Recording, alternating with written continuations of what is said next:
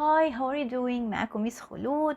والنهارده هتكلم على اكسبريشن مهم جدا جدا، بيستخدم كتير قوي في الحياه العاديه، واحنا هنا بنستخدمه بس بنستخدم العربي بتاعه. بس قبل ما ابدا ما تنسوش تعملوا لايك للفيديو وتعملوا شير، يا جماعه الشير هو اللي بيكبر القناه وبينشر المعلومه، وتكتبوا لي تحت كومنتس ورايكم ايه. ولو اول مره تشوفوني وعجبكم محتوى القناه هتلاقوا تحت زرار مكتوب عليه سبسكرايب او اشتراك، هندوس عليه.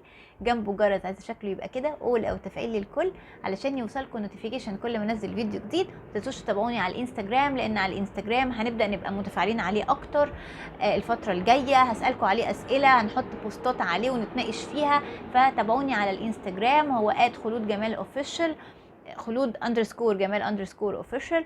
وهسيب لكم اللينك بتاع الانستجرام تحت في الديسكريبشن. ويلا بينا نبدا بقى النهارده الكلمه بتاعتنا. طيب المصطلح بتاعنا النهارده لما اجي اقول لحد استرجل، بمعنى اصح استرجل، اوكي، عارفين اعلان بيريل؟ استرجل دي يعني ايه؟ يعني اقول له مان اب، مان اب. لما اجي اقول لحد مان اب يعني استرجل، انا شايفاه خايف زياده، مثلا حد خايف قوي بيعمل حاجه وقلقان منها، مثلا هقول ايه؟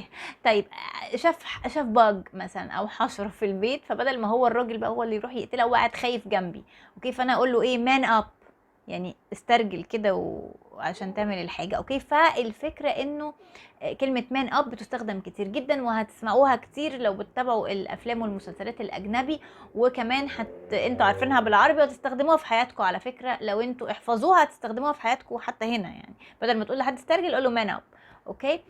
وبس كده، ده كان الاكسبريشن بتاعنا النهارده. يا رب يكون عجبكم، لو عجبكم ما تنسوش اللايك والكومنت والشير وسبسكرايب وفعل الجرس، تابعوني على الانستجرام، واشوفكم ان شاء الله على خير في الفيديو الجاي. وما تنسوش ان اللغه مش ماده، language is passion. اشوفكم على خير في الفيديو الجاي، باي باي.